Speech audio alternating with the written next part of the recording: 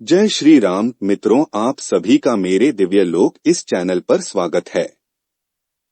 आज हम सुनेंगे कि रामचरितमानस के अनुसार कौन से 14 प्रकार के व्यक्ति जो मरे हुए के समान होते हैं। गोस्वामी तुलसीदास रचित रामचरितमानस ज्ञान के सागर के समान है। इसमें ज्ञान की ऐसी गूढ़ बातें लिखी है जो हर किसी को पता होनी चाहिए। मानस में ही तुलसीदास जी ने उन 14 प्रकार के व्यक्तियों के बारे में बताया है जो जीवित होते हुए भी मरे हुए के समान हैं। रामचरितमानस के लंका कांड में 30वें दोहे में रावण और अंगद के बीच एक बहुत सुंदर संवाद है।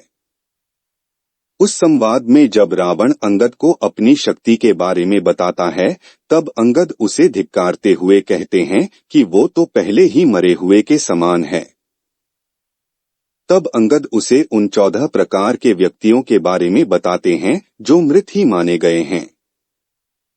अंगद कहते हैं, जौ अस करौं तत्पी न बढ़ाई, मुए ही बधे नहीं कछु मनुसाई, कौल काम्बस कृपिन बिमूढ़ा, अति दरिद्र अजसी अति बूढ़ा। अर्थात यदि ऐसा करूं तो भी इसमें कोई बड़ाई नहीं है। मरे हुए को मारने में कुछ भी पुरुषत्व नहीं है। वाममार्गी, कामी, कंजूस, अत्यंत मूढ़, अति दरिद्र, बदनाम, बहुत बूढ़ा, सदा रोग बस संतत क्रोधी, विष्णु विमुख श्रुति संत विरोधी, तनु पोषक निंदक अगखानी, जीवत सब सम 14 प्राणी। अर्थात नित्य का रोगी, निरंतर क्रोधयुक्त रहने वाला, भगवान विष्णु से विमुख, वेद और संतों का विरोधी, अपना ही शरीर पोषण करने वाला, पराई निंदा करने वाला और पाप की खान, ये 14 प्राणी जीते ही मुर्दे के समान हैं। इस प्रकार वे 14 प्रकार के प्राणी हैं। वाम मार्गी, ऐसा व्यक्ति जो सारी दुनिया से उल्टा चले और जो हर चीज में कमी निकलता हो, जो परंपराओं और समाज के नियम को ना मानता हो और केवल अपनी ही करता हो। कामी, ऐसा व्यक्ति जो सदा काम वासना के अधीन रहता हो, जैसे रावण ने काम के वश होकर माता सीता का हरण कर लिया। कंजूस, कृपण व्यक्ति जो केवल धन संचय में लगा रहता हो, जो व्यक्ति लोक कल्याण के लिए दान देने से बचे और सारा धन केवल स्वयं के लिए ही सहेज कर रखे।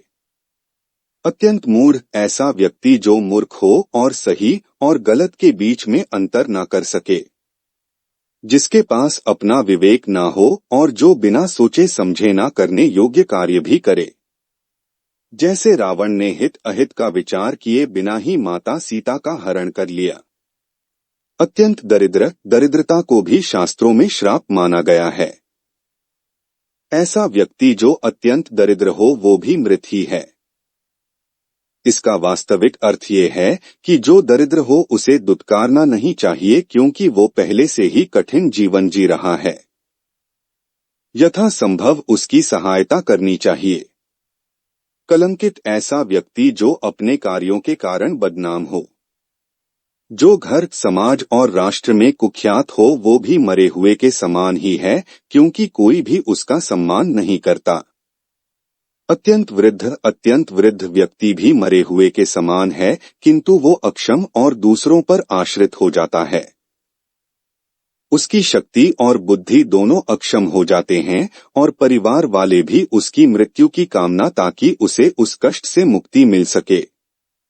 सदा का रोगी, ऐसा व्यक्ति जो हमेशा किसी न किसी रोग से ग्रस्त रहता हो, वो भी मरे हुए के समान ही है। सदा व्याधि से घिरा व्यक्ति कभी जीवन का कोई आनंद नहीं उठा सकता और स्वयं ही मुक्ति की कामना करने लगता है। सदा का क्रोधी, सदैव क्रोध में रहने वाले की मति भ्रष्ट हो जाती है और वो सही और गलत में अंतर नहीं कर पाता। छोटी छोटी बात पर क्रोधित होने वाला व्यक्ति कभी प्रसन्न नहीं रहता और उसका मन कभी भी उसके वश में नहीं रहता। वो दूसरों से अधिक स्वयं का ही अहित करता है। विष्णु विमुख, जो व्यक्ति श्रीहरि से विमुख रहता हो, उसके जीवन का भी कोई महत्व नहीं है, क्योंकि श्रीहरि ही भवसागर से तारने वाले हैं। विष्णुद्रोही का कभी भी हित नहीं हो सकता और संसार में कोई भी उसकी रक्षा नहीं कर सकता।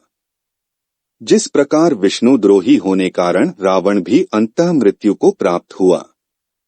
वेद और संतों का विरोधी जो व्यक्ति वेदों और संतों का अपमान करता है उसका भी कल्याण नहीं हो सकता।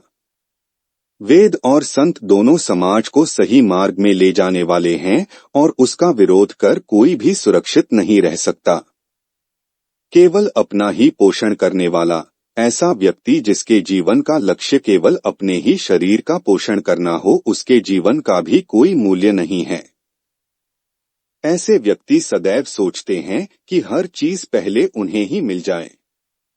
वे कभी भी किसी का कल्याण नहीं कर सकते और न ही उनका कभी कल्याण हो सकता है। पर निंदक जो सदैव दूसरों की निंदा करता हो उसका कोई भविष्य नहीं होता। ऐसे व्यक्ति सदैव दूसरों में दोष देखते हैं और स्वयं के दोषों को समझकर उसका निवारण करने में असमर्थ रहते हैं। पाप की खान जो व्यक्ति सदैव पाप कर्म में लिप्त रहता हो और पाप के कर्म से अपने परिवार का पालन करता हो वो भी कभी सुखी नहीं हो सकता। जो व्यक्ति अपने श्रम से कमाए गए धन से अपना और अपने परिवार का पोषण न करता हो वो मृत ही है। हमने अभी रामचरितमानस के अनुसार कौन से 14 प्रकार के व्यक्ति जो मरे हुए के समान होते हैं ये सुना। इसी तरह से आपको ज्ञान की बातें इस चैनल में सुनने को मिलेंगे तो इस चैनल को सब्सक्राइब कीजिए। धन्यवाद।